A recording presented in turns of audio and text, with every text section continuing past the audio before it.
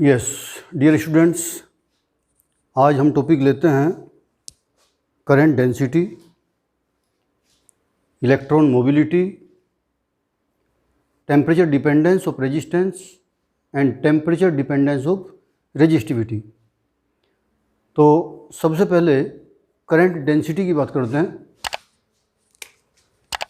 Current density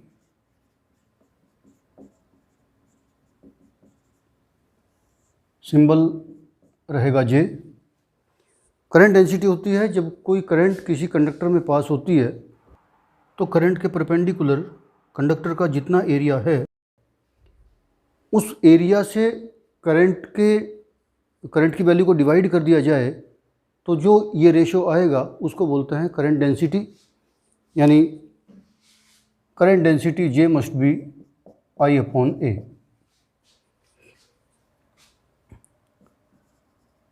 यानी ratio of current and perpendicular current and area, और area भी वो जो perpendicular to the direction of flow of current. अगर ये मेरा कोई कंडक्टर है और इसमें ये करंट एंटर कर रही है यहाँ से, और ये सामने का एरिया अगर मेरा A है, तो करंट और इस सामने वाले एरिया का रेशो हमारा इस सरफेस पे करंट डेंसिटी कहलाएगा। अपनी शेप को इस तरह ले लेता हूँ।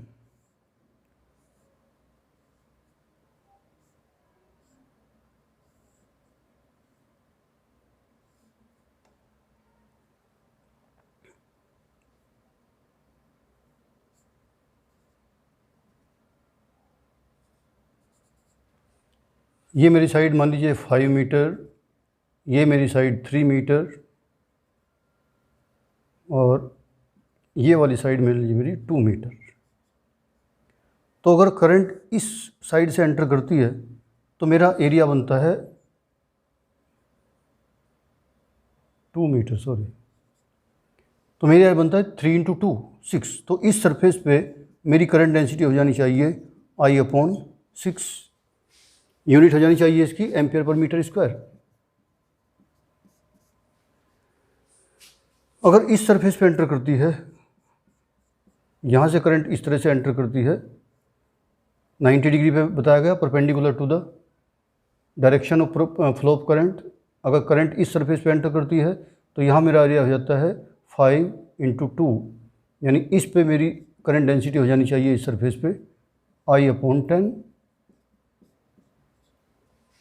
उसी तरह से अगर इस सामने वाली सरफेस पे परपेंडिकुलर करंट एंटर करती है, ये वाली सरफेस में कह रहा हूँ, तो फिर उसी तरह से इसका एरिया कैलकुलेट कर लेंगे कि 5 × 3, तो यहाँ पे मेरी करंट डेंसिटी हो जाएगी I/15। तो जिस सरफेस पे भी करंट एंटर कर रही है उस सरफेस पे 90 डिग्री का एंगल होना चाहिए। 90 डिग्री पर अगर एंटर कर रही है तो फिर करंट डेंसिटी हमारी current upon area.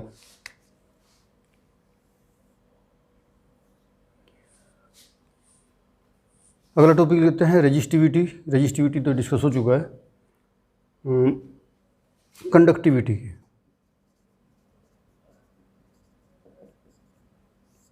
Conductivity reciprocal होता है रेजिस्टिविटी का।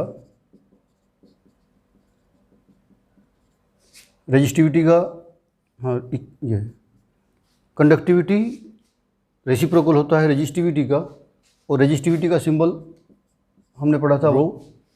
और कल इससे पहले लेक्चर में हम रो की वैल्यू निकाल चुके थे m/n/e²। तो कुछ याद होगा, तो r की वैल्यू आई थी r = ml/NaE²। तो और r की वैल्यू हम ये भी जानते थे कि ρl/A होती है। तो यहाँ पे l और a दोनों में है, तो इनको दोनों को छोड़ के जो रो की वैल्यू बचती है वो हमारी m/Ne²। तो ये हमारी रेजिस्टिविटी आई थी। तो अगर रेजिस्टिविटी का मैं रेसिप्रोकल कर देता हूँ तो फिर आ जाती है कंडक्टिविटी। तो देयरफॉर कंडक्टिविटी का सिंबल हम लेते हैं sigma. Conductivity sigma equal to rho की वैल्यू रखता हूँ तो n e² tau upon m। ये सिंपल से रिलेशन है, एक बार इनको देख लेते हैं। तो हमारी करंट डेंसिटी आ गई J equal to I upon A, हमारी कंडक्टिविटी आ गई n e² tau upon m। इसको मैं हटा देता हूँ।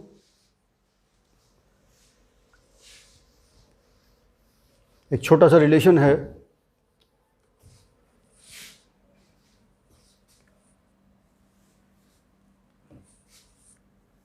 Relation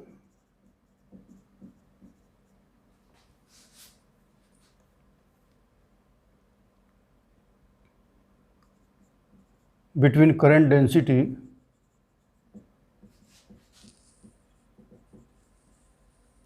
J and electric field E। जब कंडक्टर के दोनों एंड्स के बीच पोटेंशियल डिफरेंस इस्टेब्लिश किया गया था, अगर वो पोटेंशियल डिफरेंस V था और कंडक्टर की लेंथ L थी, तो V अपॉन L हमारा आया था इलेक्ट्रिक फील्ड। तो इस इलेक्ट्रिक फील्ड और उस करंट डेंसिटी, इनके बीच में क्या रिलेशन आता है, तो इसको देख लेते हैं एक बार करके।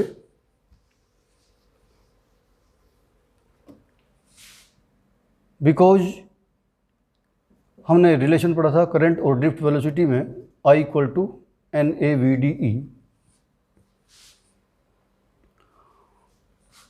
और अभी अभी करंट डेंसिटी पढ़ा है। करंट डेंसिटी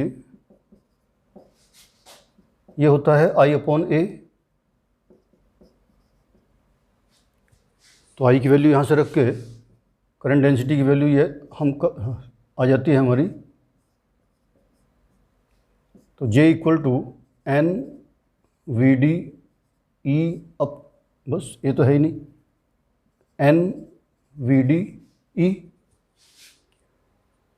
क्योंकि मुझे J और E इनका रिलेशन करना था, तो VD की वो वैल्यू रखता हूँ जिसमें E आ जाता हो। बिकॉज VD की वैल्यू हमारी आई थी E upon M into tau. अगर ये वैल्यू यहाँ पे पुट करता हूँ तो देन J इक्वल टू आता है अपना NEE अपॉन M, और ये E और ये टो, तो क्या आ जाता है NE² capital E tau upon M। Sigma की वैल्यू वहाँ पे शायद आ गई है NE² टो अपॉन M, ये सिग्मा की वैल्यू थी। तो इसको अगर मैं सिग्मा लिख देता हूँ तो J इक्वल टू मेरा रिलेशन आ गया J equal to sigma E. Sigma means conductivity, और सिग्मा की वैल्यू ये हम जानते हैं, अभी अभी ड्राइव की थी, तो NE² टो अपॉन M। तो ये छोटा सा रिलेशन था। एक छोटी सी डेफिनेशन और पढ़ लेते हैं, मोबिलिटी। यहाँ से हटा देता हूँ मैं।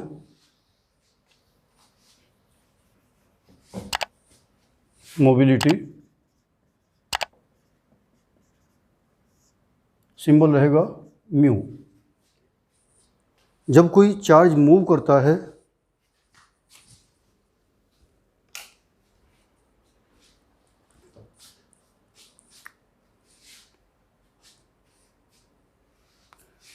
जब कंडक्टर में इलेक्ट्रिक फील्ड इस्टेब्लिश किया जाता है तो उसमें ड्रिफ्ट वेलोसिटी जनरेट हो जाती है। पोटेंशियल डिफरेंस इस्टेब्लिश करते ही इलेक्ट्रॉन ड्रिफ्ट वेलोसिटी से चलने लगते हैं। तो ये इलेक्ट्रॉन मोबिलिटी कोई भी चार्ज हो सकता है। पॉजिटिव चार्ज होगा तो उस पॉजिटिव चार्ज की मोबिलिटी, और नेगेटिव चार्ज होगा जैसे इलेक्ट्रॉन, तो इलेक्ट्रॉन मोबिलिटी। तो mobility is defined as it is the ratio of drift velocity to the applied electric field। जिस इलेक्ट्रिक फील्ड के कारण ये ड्रिफ्ट वेलोसिटी जनरेट हुई, उस ड्रिफ्ट वेलोसिटी और इस इलेक्ट्रिक फील्ड के रेशियो को ही हम मोबिलिटी बोलते हैं। तो mu equal to V D upon E. V D की वैल्यू चाहो तो E upon M into tau, और ये ई नीचे है तो ई से ही कट सकता है। तो मोबिलिटी का मॉडिफाइड फॉर्मूला ये भी आ सकता है ई टो बाई एम। ई और एम किसी चार्ज के लिए कांस्टेंट हैं। अगर इलेक्ट्रॉन की बात करें तो ये कांस्टेंट हुआ तो म्यू डायरेक्टली प्रोपोर्शनल हो गया रिलैक्सेशन टाइम टो के। ठीक है, नेक्स्ट टॉपिक लेता हूँ। इन पे बेस्ड कुछ न्यूमेरिकल्स करेंगे, काफ़ी इंटरेस्टिंग न्यूमेरिकल होने वाले हैं।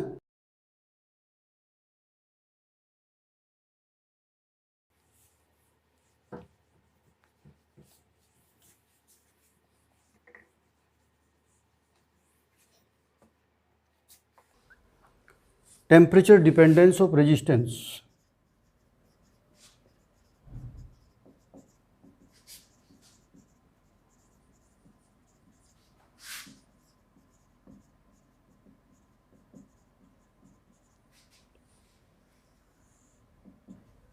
काफ़ी इंटरेस्टिंग है, बहुत पूछा जाता है वाइवा वगैरह में।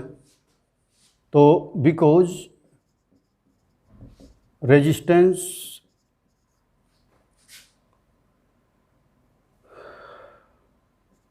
ऑफ ए कंडक्टर या रेजिस्टेंस इज गिवन बाय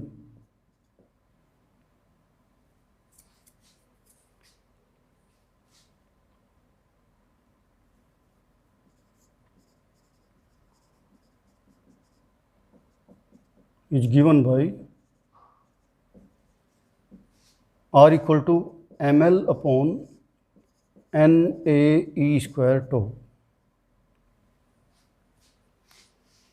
तो यहाँ पे m इलेक्ट्रॉन का मास कांस्टेंट है, जो हमने कंडक्टर लिया है उसकी लेंथ कांस्टेंट ली गई, ये सब कांस्टेंट है दिए गए कंडक्टर के लिए। अगर टेम्परेचर बढ़ता है तो इनमें हालांकि लेंथ एक्सपेंशन वाली बात होती है, लेकिन बहुत थोड़ा टेम्परेचर में चेंज हुआ है, जिसमें लेंथ में चेंज जो है यहाँ पे नेग्लिजिबल है, उसको यहाँ पे कंसीडर नहीं कर रहे। इतना लेंथ में चेंज नहीं होगा जो उसको यहाँ पे कंसीडर किया जाए। तो टेम्परेचर का जो इफ़ेक्ट आएगा वो सीधा सीधा इसमें मीन फ्री रिलैक्सेशन टाइम में आएगा। जैसे जैसे टेम्परेचर बढ़ेगा इलेक्ट्रॉन्स की ड्रिफ्ट वेलोसिटी बढ़ेगी, क्योंकि टेम्परेचर बढ़ने से कंडक्टर को हीट मिलेगी, हीट एनर्जी से वो हीट एनर्जी को एब्जॉर्ब करके वो अपनी काइनेटिक एनर्जी बढ़ेगी इलेक्ट्रॉन्स की। काइनेटिक एनर्जी तभी बढ़ेगी जब ड्रिफ्ट वेलोसिटी बढ़ेगी, और ड्रिफ्ट वेलोसिटी बढ़ेगी तो उसके कोलिजन जल्दी जल्दी होंगे, और जब कोलिजन में टाइम कम लगेगा तो रिलैक्सेशन टाइम उसका मतलब कम हो जाएगा, और जब ये कम होगा डिनोमिनेटर की क्वांटिटी तो रेजिस्टेंस की वैल्यू बढ़ के आएगी। अब बात आती है कि क्या इसको मैं डायरेक्ट टेम्परेचर की टर्म में ऐसे लिख सकता हूँ क्या, अगर टेम्परेचर को कैपिटल T लिखें? ये ठीक नहीं है। इतना डायरेक्टली टेम्परेचर पर डिपेंड नहीं करता है कि उसको इस फॉर्मूले में रख दिया जाए। तो इतना ज़रूर है कि temperature increases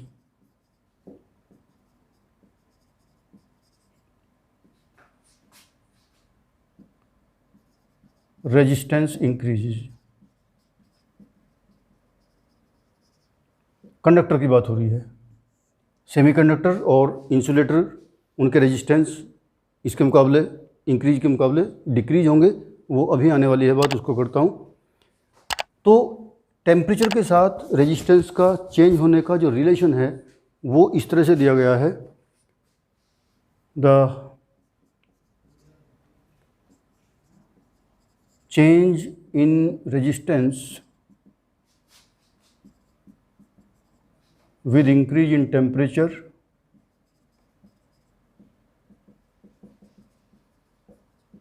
is given as RT equal to R0 into 1 plus alpha T। ये सिंबल क्या क्या है? R0 resistance at zero temperature,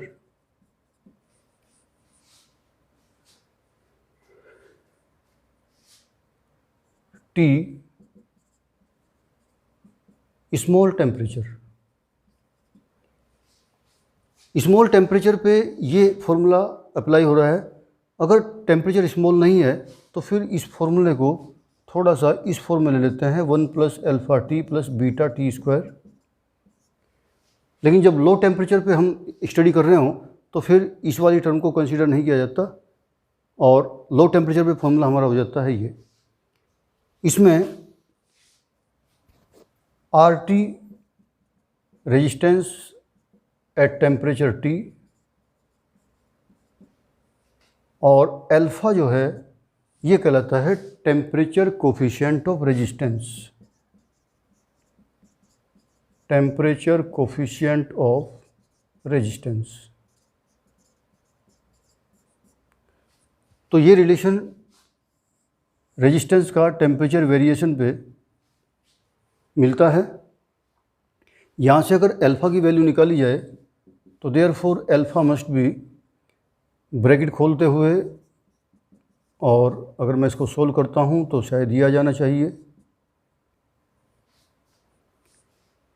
और यहाँ से अगर अल्फ़ा की यूनिट पे विचार करें तो ऊपर दो रेजिस्टेंस का डिफरेंस है जो एक रेजिस्टेंस की ही यूनिट देगा, नीचे भी एक रेजिस्टेंस है R0। तो रेजिस्टेंस से रेजिस्टेंस की यूनिट कैंसिल, तो केवल बचेगा तो टेम्परेचर। तो इसकी यूनिट हो जानी चाहिए पर डिग्री सेल्सियस, जो भी टेम्परेचर होगा। तो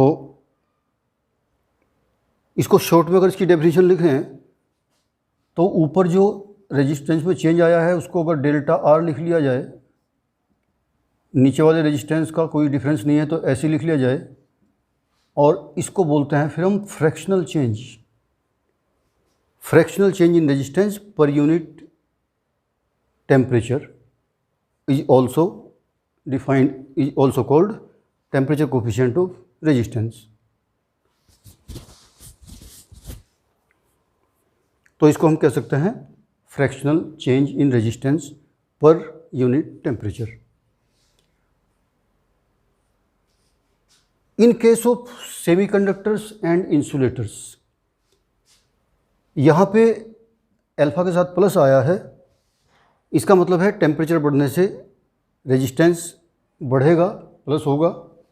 यानी इन केस ऑफ कंडक्टर्स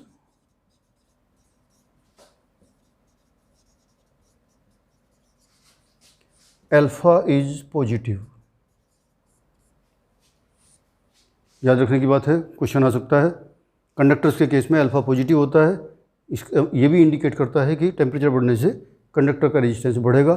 तो एक तो बात आई थी टेम्परेचर बढ़ने से कि ये रिलैक्सेशन टाइम घटता है इसलिए रेजिस्टेंस बढ़ता है। दूसरा रीज़न बता सकते हैं कि जब टेम्परेचर बढ़ने से जो फ्री इलेक्ट्रॉन्स हैं उनकी काइनेटिक एनर्जी बढ़ेगी तो उनके आपस में कोलिजन ज़्यादा होंगे। जो आयंस हैं जिनको छोड़ के आए हुए हैं फ्री स्पेस में, उनके साथ उनके कोलिजन जल्दी जल्दी होंगे। तो जब कोलिजन ज़्यादा होंगे तो मूवमेंट कम हो जाएगा। जब मूवमेंट कम हो जाएगा तो फ्लो ऑफ चार्ज कम हो जाएगा, और जब rate of flow of charge कम होगा तो करंट घट जाएगी, यानी I = Q/T। और करंट कम होने का मतलब है रेजिस्टेंस बढ़ जाएगा। तो ये कोलिजन वाला कॉन्सेप्ट भी इसमें हमें क्लियर कर देता है इस बात को। फ्री इलेक्ट्रॉन्स के कोलिजन आपस में भी होते हैं, इन जिन एटम्स को छोड़ के वो फ्री स्पेस में आए हैं उनसे भी होते रहते हैं। जब टेम्परेचर बढ़ता है तो ये अपने जो एटम्स हैं जो अपनी जगह फिक्स थे, ये भी अपनी पोजीशन के इधर उधर ऑसिलेशंस का एम्पलीट्यूड बढ़ जाता है इनका भी, क्योंकि हीट होने से, टेम्परेचर बढ़ने से इनको भी एनर्जी मिलती है। और जब पहले इनके ऑसिलेशन बहुत कम एम्पलीट्यूड के थे, लेकिन टेम्परेचर बढ़ने से इनके ऑसिलेशन का एम्पलीट्यूड भी बढ़ जाता है। ये एटम पहले अगर अपनी इस स्टेट में था, यहाँ पे बहुत थोड़ा सा ऑसिलेशन कर रहा था, तो अब वो यहाँ तक ऑसिलेशन करने लगा है। दूसरा एटम भी इसी तरह से अपने एम्पलीट्यूड का ऑसिलेशन बढ़ा देता है। तो फ्री इलेक्ट्रॉन्स को जिसे पहले यहाँ तक का स्पेस मूवमेंट के लिए मिल रहा था, अब उसके लिए स्पेस कम हो गया है, और जब स्पेस कम हुआ है तो उसको मूवमेंट में थोड़ी परेशानी हुई है, मूवमेंट कम हो गया है। मूवमेंट कम हो गया है तो करंट घट गई है, करंट घटने का मतलब है रेजिस्टेंस बढ़ गया होगा। तो कंडक्टर के केस में इस तरह से ये दोनों कॉन्सेप्ट एक्सप्लेन करने की कोशिश करेंगे। अब in case of insulators and semiconductors, conductor वाला केस यहाँ पे मैं हटा देता हूँ।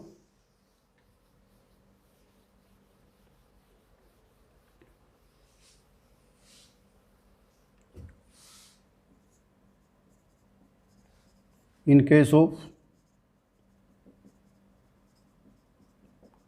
semiconductors and insulators, alpha is negative।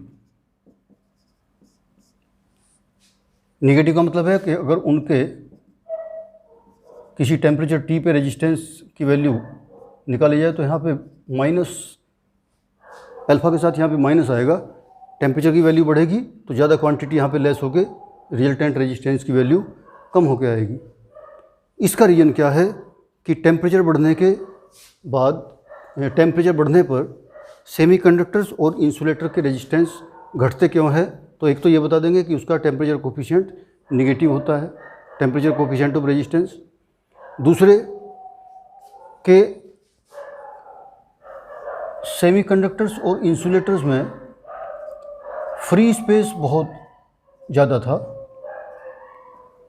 क्योंकि उसमें फ्री इलेक्ट्रॉन्स बहुत कम होते हैं। जब बहुत कम होते हैं तो फ्री स्पेस काफ़ी खाली पड़ा रहता है। जब इसका टेम्परेचर बढ़ता है तो फ्री इलेक्ट्रॉन्स इन एटम से और ज़्यादा निकलने लगते हैं, क्योंकि उनको बाहर से हीट के रूप में जो एनर्जी मिलती है, तो उस एनर्जी से वो अपनी आउटर मोस्ट ऑर्बिट को छोड़ के बाहर आने लगते हैं। यानी ऑर्बिट को छोड़ के बाहर निकलने के लिए जितनी एनर्जी चाहिए थी वो उनको हीट के रूप में मिलने लगती है और वो अपनी ऑर्बिट छोड़ के बाहर आ जाते हैं। इसलिए नंबर ऑफ़ फ्री इलेक्ट्रॉन्स बढ़ने लगते हैं, और जितने फ्री इलेक्ट्रॉन्स ज़्यादा होंगे उतना ही चार्ज ज़्यादा फ्लो होने लगेगा। और I = Q/T के फॉर्मूले में अगर हमारी Q की वैल्यू बढ़ती है तो करंट तो बढ़नी चाहिए। तो एक तो रीज़न ये है कि इनमें फ्री इलेक्ट्रॉन्स की संख्या बढ़ने लगती है। दूसरी बात ये आती है कि टेम्परेचर बढ़ने से जब कंडक्टर्स के फ्री इलेक्ट्रॉन्स में कोलिजन ज़्यादा होने लगा था, उनका रिलैक्सेशन टाइम कम हुआ था, तो यहाँ भी तो होना चाहिए, डेफिनेटली यहाँ भी होता है। लेकिन इस फॉर्मूले के हिसाब से R = mL/NAE², टेम्परेचर बढ़ने से इन फ्री इलेक्ट्रॉन्स का रिलैक्सेशन टाइम ज़रूर कम होगा, लेकिन रिलैक्सेशन टाइम कम होने से रेजिस्टेंस में जितना इंक्रीज हुआ होगा, जितनी वैल्यू, उससे ज़्यादा फ्री इलेक्ट्रॉन के बढ़ने से रेजिस्टेंस घटा ज़्यादा होगा। तो डिक्रीज ज़्यादा हुआ होगा रेजिस्टेंस और बढ़ाई इंक्रीज कम हुआ होगा। इसलिए नेट जो इफेक्ट आया वो रेजिस्टेंस डिक्रीज होने का ही आया। तो नेट इफेक्ट जो आता है टेम्परेचर बढ़ने से, सेमीकंडक्टर और इंसुलेटर्स में दोनों में टेम्परेचर बढ़ने से नेट इफेक्ट आता है रेजिस्टेंस का डिक्रीज होना। इसीलिए डिक्रीज होने के कारण ही अल्फ़ा यहाँ पे निगेटिव आ जाता है।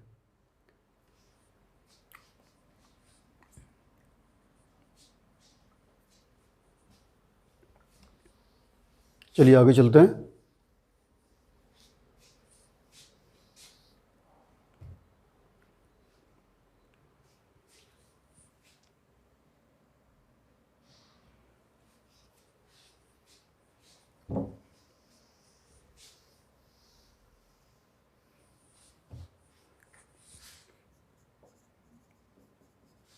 टेम्परेचर डिपेंडेंस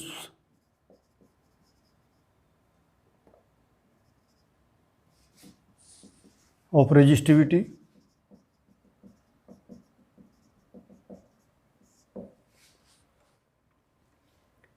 रेजिस्टिविटी का फॉर्मूला जो हमने डिराइव किया था वो ये आता था m/NE²। तो यहाँ पे रेजिस्टिविटी जिन दो फैक्टर पे डिपेंड कर रही है, ये तो इलेक्ट्रॉन का मास है, ये इलेक्ट्रॉन का चार्ज है, ये तो फिक्स होते हैं। लेकिन डिफरेंट मटेरियल में इलेक्ट्रॉन की कंसंट्रेशन डिफरेंट हो जाएगी, उसी हिसाब से उनमें इलेक्ट्रॉन की कंसंट्रेशन के हिसाब से ही उनका रिलैक्सेशन टाइम भी डिफरेंट हो जाएगा। तो रेजिस्टिविटी इन दो फैक्टर पे डिपेंड करती है।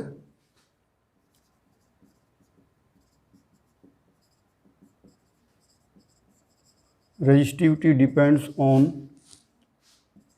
Electron concentration and relaxation time।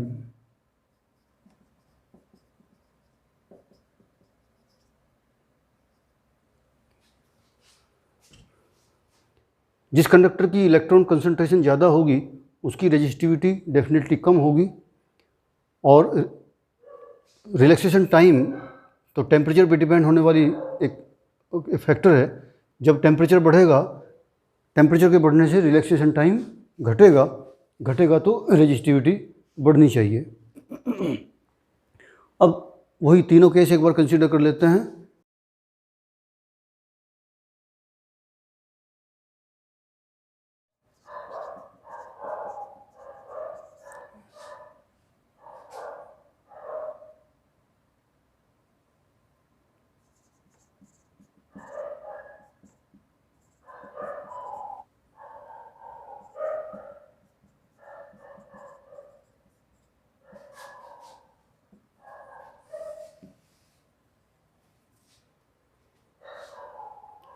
Variation of resistivity with temperature उसी तरह से रिलेशन है जैसे रेजिस्टेंस का था, rho equal to rho zero 1 plus beta. और जो दो इसके टेम्परेचर अलग अलग टेम्परेचर पे अगर हम लेंगे, एक टेम्परेचर पे रेजिस्टिविटी T और दूसरे 0 डिग्री पे 0 टेम्परेचर पे ये, तो यहाँ हम उन दोनों टेम्परेचर का डिफरेंस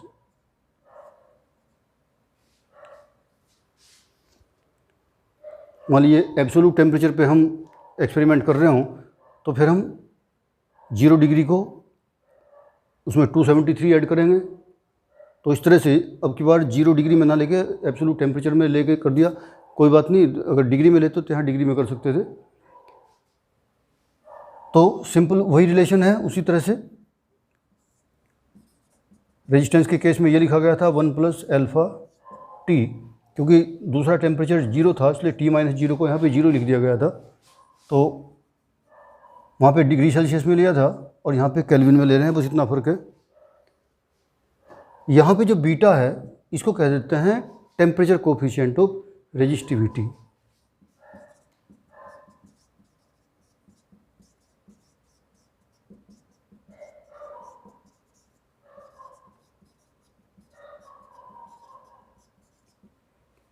वहाँ पे टेम्परेचर कोफिशिएंट ऑफ रेजिस्टेंस था। In case of conductors it is positive, while in case of semiconductors and insulators it is negative. बिल्कुल उसी तरह से जिस तरह से रेजिस्टेंस के केस में था। अब यहाँ पे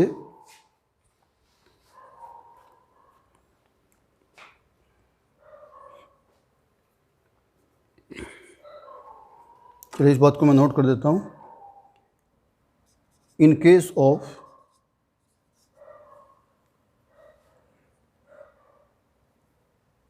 conductors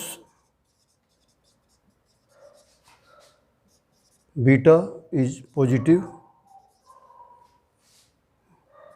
in case of semiconductors and insulators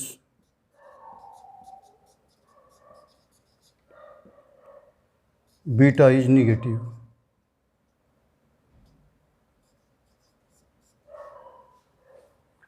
अगर बीटा की यूनिट पे विचार करें तो उसी तरह से इसको रिलेशन को अगर हम थोड़ा सा एक्सपेंड करें तो बीटा की वैल्यू आ जाती है rho T minus rho zero upon rho zero into दोनों टेम्परेचर का डिफरेंस। तो उसी तरह से फिर वही फ्रैक्शनल चेंज आया, ये दो रेजिस्टिविटी का चेंज, इनिशियल और फाइनल का। ये इनिशियल रेजिस्टिविटी यानी इसको अगर मैं चाहूँ तो delta rho upon rho zero और इंटू डेल्टा टी लिखना चाहो तो डेल्टा टी लिख दो और टी माइनस टी जीरो लिखना चाहो तो ऐसे रहने दो। तो यानी fractional change per unit initial resistivity पर डिग्री सेल्सियस, और इसकी यूनिट अगर लिखें तो रो से रो की यूनिट कट जाएगी, इसकी यूनिट इसकी वही रही पर डिग्री सेल्सियस। ये तो बीटा की डेफिनेशन अगर आपको लिखना हो कहा जाए तो कह सकते हैं change in resistivity per unit initial resistivity पर डिग्री सेल्सियस।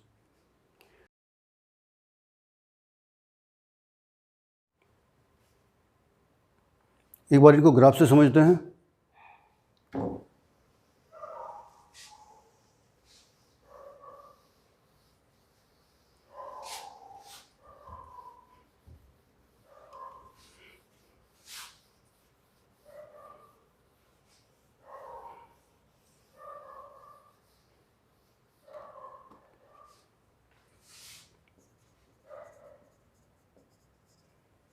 कंडक्टर्स में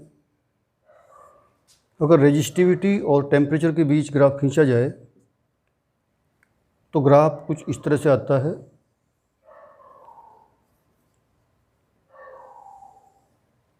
टेम्परेचर बढ़ने के साथ साथ रेजिस्टिविटी बढ़ती है, सीधे सीधे बढ़ती चली जाती है, लेकिन डायरेक्टली नहीं। स्ट्रेट लाइन होता तो डायरेक्ट रिलेशन होता, क्योंकि रो का जो रिलेशन था हमारा m/n/e²2 नहीं, रो का जो हमारा रिलेशन आया था ρt = ρ0 × 1 + βt। तो इसमें ऐसा नहीं है कि रो प्रोपोर्शनल टू t टेम्परेचर के साथ आ गया हो, तो इसलिए स्ट्रेट लाइन तो नहीं है। लेकिन कुछ मटेरियल हैं,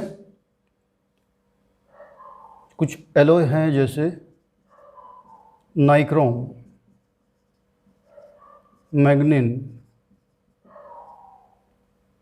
मेन, ये ज़्यादा स्टडी में आते हैं एलॉय के रूप में। इनका जो ग्राफ होता है, यहाँ तो अगर हम टेम्परेचर 20, 40, 60, 80 लें और यहाँ वेरिएशन 0.2, 0.4, 0.6 ये लें, रेजिस्टिविटी 10⁻⁸ ओम मीटर,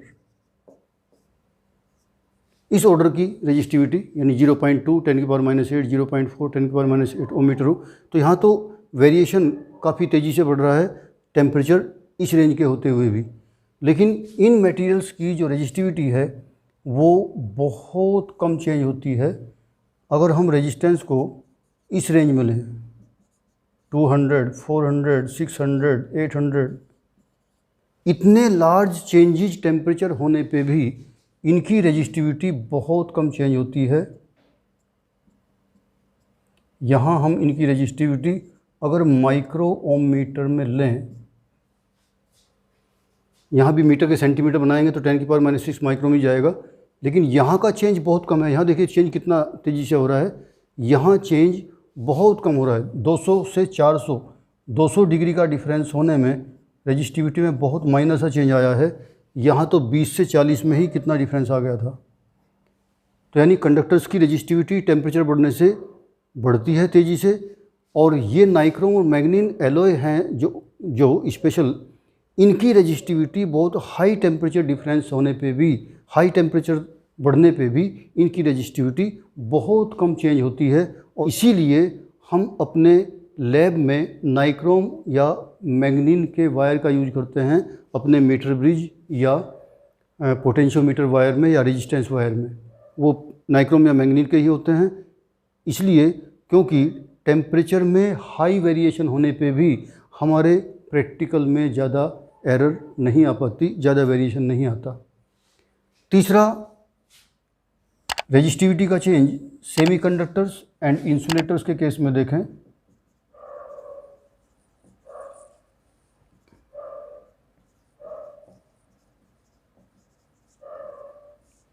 तो उसमें टेम्परेचर के साथ साथ ये घट रहा था, टेम्परेचर वेरिएशन के साथ रो की वैल्यू घटती आ रही थी नीचे को। रीजन वही कि टेम्परेचर बढ़ने से ज़्यादा इलेक्ट्रॉन फ्री हो जाते हैं। इलेक्ट्रॉन फ्री होने से रेजिस्टिविटी घटने का जो इफ़ेक्ट होता है वो ज़्यादा होता है मुकाबले इलेक्ट्रॉन्स के आपस में कोलिजन होने से रिलैक्सेशन टाइम के घटने से जो रेजिस्टिविटी बढ़ने का फैक्टर आया होगा। तो कोलिजन के कारण रेजिस्टिविटी उतनी बढ़ती नहीं है, उसके मुकाबले ज़्यादा इलेक्ट्रॉन रिलीज होने के कारण रेजिस्टिविटी घटती ज़्यादा है। इसलिए नेट इफेक्ट आता है टेम्परेचर इंक्रीज होने से सेमीकंडक्टर और इंसुलेटर की रेजिस्टिविटी डिक्रीज होने का। तो चलिए आज इतना ही करते हैं। Thank you very much. अपना तैयार करते रहिए।